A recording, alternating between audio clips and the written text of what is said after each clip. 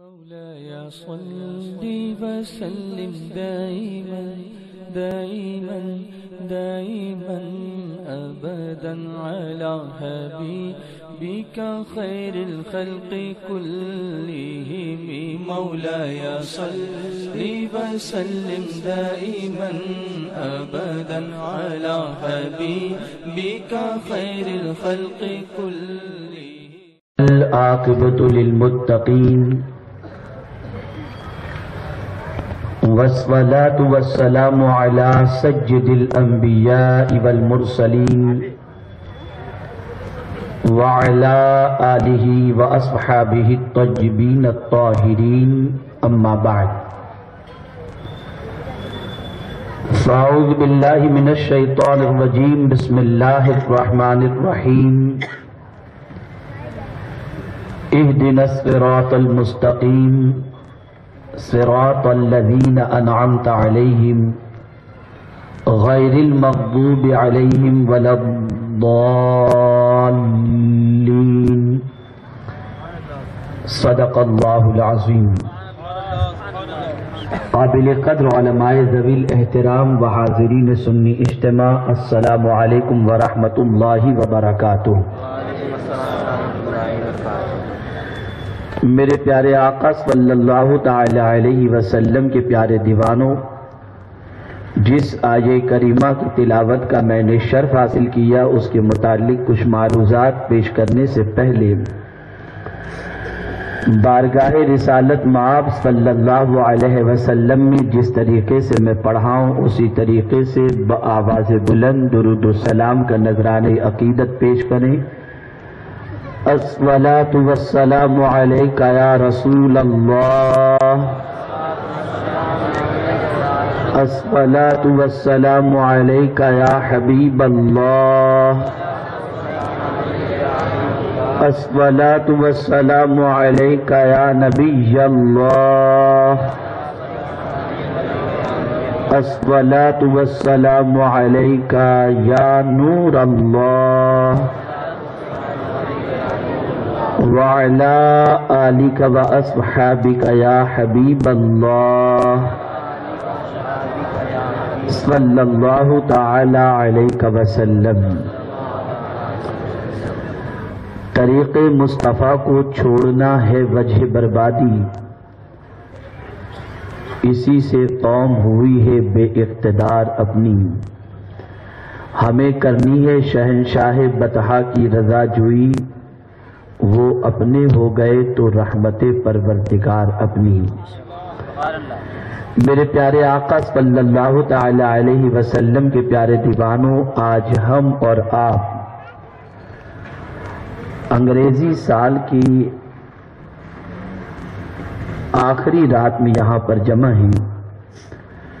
قابل صد مبارکباد ہیں مسلمانہ نے اہل سنت بھانڈو اور سنی دعوت اسلامی کے نوجوان مبلغین، جنہوں نے آج کی خرافات کی رات کو کہ بہت سارے نوجوان 31 نائٹ منانے کے لیے بیئر بار سے لے کر بڑی بڑی ہوٹلوں میں اور نیرمن پوائنٹ سے لے کر کے گیٹ وے آف انڈیا تک، اور اگر یہ کہوں تو بے جانا ہوگا کہ پوری دنیا میں سب سے زیادہ شراب جس رات پی جاتی ہے وہ آج ہی کی رات ہے.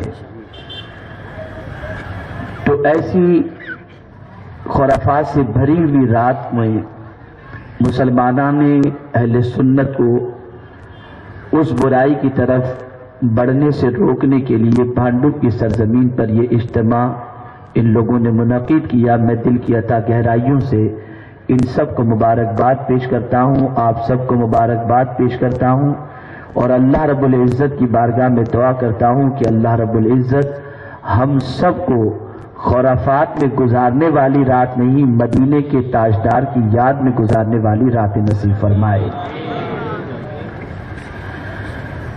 میں نے سورہ فاتحہ کی آخری آیتوں کی تلاوت کا شرف حاصل کیا ہے.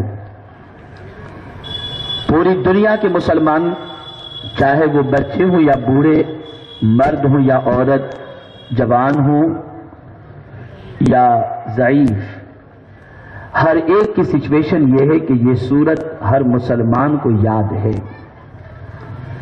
اور اگر میں یہ کہوں تو بیجا نہ ہوگا کہ پورے قرآن مقدس کی سب سے زیادہ جس سورت کی تلاوت پوری دنیا میں مسلمان کرتا ہے وہ یہی سورہ مبارکہ ہے، سورہ فاتحہ۔ اسی کی میں نے آخری آیتوں کی تلاوت کا شرف حاصل کیا۔ سورہ فاتحہ، اس سورہ مبارکہ کے کم و بیش 20 کے قریب نام ہیں، اور یہ بات اچھی طریقے سے ذہن میں رکھیں کہ کثرت اسماء فضیلت مسمى پر دلالت کرتی ہے۔ جتنے زیادہ نام ہوں گے اتنی ہی زیادہ فضیلتیں ہوں گی۔ سورہ فاتحہ کا نام سورہ دعا بھی ہے، سورہ کنز بھی ہے، سورہ وافی بھی ہے، سورہ شافی بھی ہے، سورہ کافی بھی ہے، سورہ دعا بھی ہے، سورہ صلاۃ بھی ہے، سورہ یعنی اس سورت کا نام سورہ ام الکتاب بھی ہے، ام القرآن بھی ہے، فاتحۃ الکتاب بھی ہے۔ اس طریقے کے اس سورہ مبارکہ کے کئی نام ہیں۔ سبع مثانی بھی سے کہا جاتا ہے۔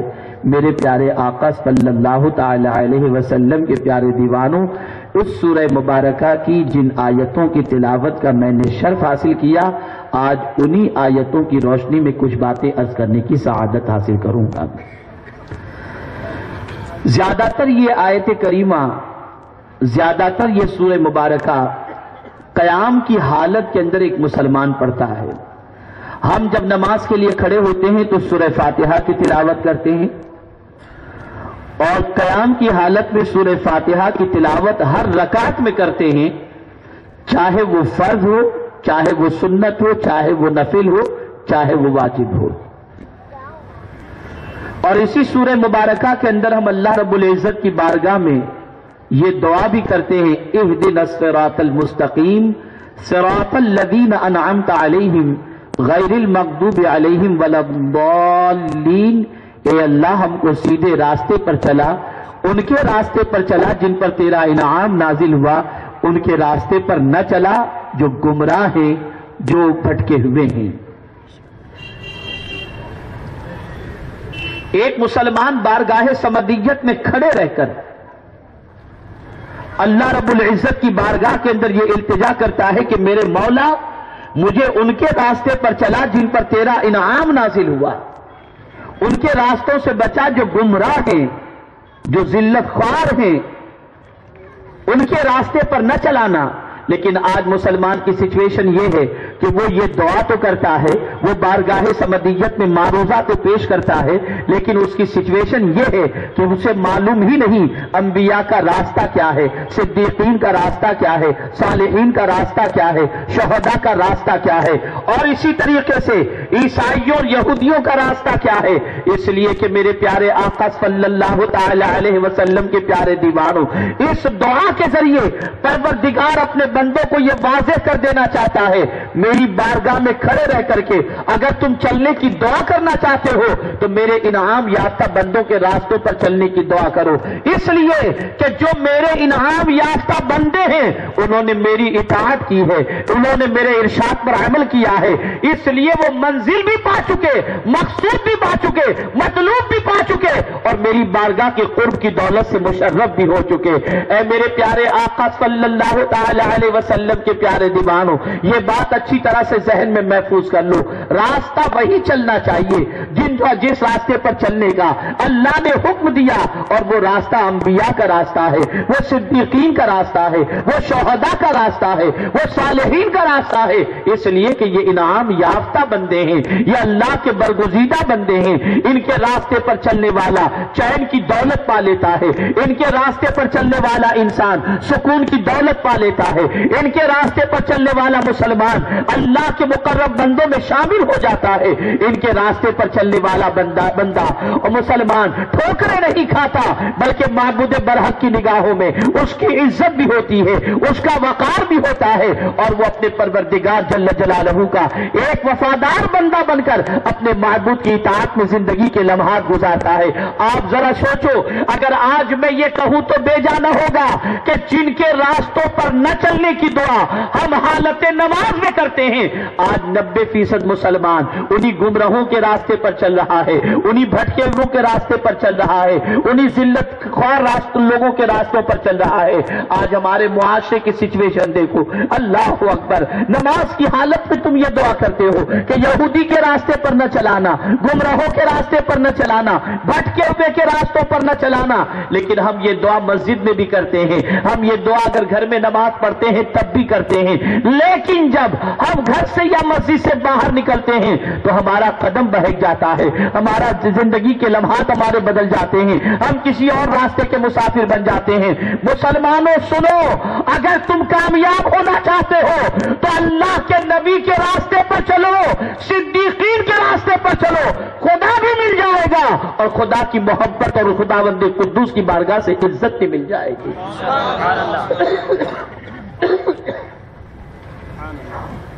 آج کی رات 31st نائٹ عیسائی کرسچن پوری دنیا کے اندر شراب پی کر عیش و مستی کے اندر گزارتے ہیں. سال کی رخصتی وہ جو کرتے ہیں وہ برائیوں کے دلدل میں ڈوب کر کے کرتے ہیں. لیکن ہم اسلامی سال منانے والے لوگ جب سال کو ودا کرتے ہیں ذی الحجہ کو, تو حضرت اسماعیل کی قربانی کو یاد رکھ کر کے اسے رخصت کرتے ہیں. اور جب ہم اپنے نئے سال کا استقبال کرتے ہیں تو اس نئے سال کے استقبال کے لیے بھی امام حسین کی قربانی کی یاد بنا کر کے ہم نئے سال کا ویلکم کرتے ہیں. آپ کو معلوم ہے آج عالمی سطح پر کوشش کی جا رہی ہے کہ مسلمانوں پر اپنا کلچر مسلط کر دو, مسلمانوں پر اپنی تہذیب مسلط کر دو, مسلمانوں سے ان کی آئیڈینٹی چھین لو, مسلمانوں سے ان کی شناخت چھین لو, مسلمانوں کی زندگی کے اندر تبدیلی پیدا کرو, ان کا اسلام سے رشتہ کمزور کر دو, ان کا پیغمبر اسلام سے رشتہ کمزور کر دو, انہیں ایسے راستے پر لے چلو جس راستے پر چلنے کے بعد ایک مسلمان کی زندگی کے اندر سکون نظر نہ آئے, ایک مسلمان کی زندگی کے اندر اطمینان نظر نہ آئے. لیکن اگر آپ دیکھیں مسلمانوں کو اس طرف لے جانے کی کوشش کی جا رہی ہے, لیکن وہ مسلمان جن کا تعلق بالقرآن اور تعلق بصاحب قرآن بہت اچھا ہے ان کو بھٹکا نہیں پاتے. وہ ثابت قدمی کا مظاہرہ کرتے ہیں, وہ استقامت فی الدین کا مظاہرہ کرتے ہیں. اے رسول اعظم صلی اللہ تعالی علیہ وسلم کے دیوانوں, آپ ذرا سوچو اور اندازہ لگاؤ. میں ایک واقعہ آپ کے سامنے پیش کروں تاکہ آپ اس واقعے کی روشنی کے اندر ایک غریب مسلمان کی فکر اور اس کے جذبات کی عکاسی کو محسوس کر سکیں. آج سے کم و بیش 150-200 سال کے پہلے کا یہ واقعہ ہے. 150-200 سال پہلے کا واقعہ ہے. دہلی کی جامع مسجد کے باہر ایک مسلم فقیر بیٹھا ہوا تھا. وہ پیر سے معذور تھا اور وہ پیر سے معذور ہونے کی وجہ سے وہ بھیک مانگ رہا تھا. اچانک ایسا ہوتا ہے کہ وزٹ کرنے کے لیے جو ٹورسٹ آتے ہیں وہ جامع مسجد دیکھنے کے لیے ایک ٹورسٹ کے قافلوں میں سے ایک بندہ وہاں پر پہنچتا ہے, لیکن ساتھ میں گائیڈ کو لے کر کے جاتا ہے. جیسے ہی وہ مسجد کے دروازے پر ایک واقعی مسلمان کو دیکھا, اس نے اپنی وائلٹ نکالی اور پرس نکالنے کے بعد اس میں سے کچھ رقم اس بندے کو اس نے دیا, اور دینے کے بعد وہ پرس کو جیسے ہی جیب میں ڈالنے گیا, جیب میں جانے کی بجائے وہ گر گئی, اور اس سے ایسا تھا کہ اس نے اپنے پیکٹ کے اندر جو ہے اسے رکھ دیا ہے اور وہ آگے روانہ ہو گیا. آگے جانے کے بعد یہ پیچھے سے پاکٹ جسے ملی تھی, جسے پرس ملا تھا, وہ پرس لینے والا چلا رہا ہے لیکن اس کی باتوں پر انگلش داں جو ہے وہ توجہ نہیں دیتا, اسے کچھ خبر نہیں ہوتی کہ کیوں یہ چلا رہا ہے, اور وہ چلا گیا. وہ مسلمان فقیر اس پرس کو محفوظ رکھتا ہے. دن گزر گئے, ایام گزر گئے, مہینے گزر گئے, سال گزر گیا. 3 سال تک کم و بیش اس نے اس پرس کو سنبھال کر کے رکھا. اللہ اکبر. 3 سال کے بعد وہی عیسائی اپنے دوستوں کے ساتھ پھر مسجد دیکھنے کے لیے آیا, دہلی کی جامع مسجد. وہی اپاہج مسلمان وہاں پر بھکاری بیٹھا ہوا تھا. اسے دیکھا, پرس نکالی, اسے رقم دی, اس نے ہاتھ پکڑ لیا, کہا بیٹھو. بٹھایا. گائیڈ سے کہتا ہے کہ یہ پرس 3 سال پہلے اس کی یہاں پر گری تھی, میں 3 سال سے اس کو حفاظت سے رکھا ہوں.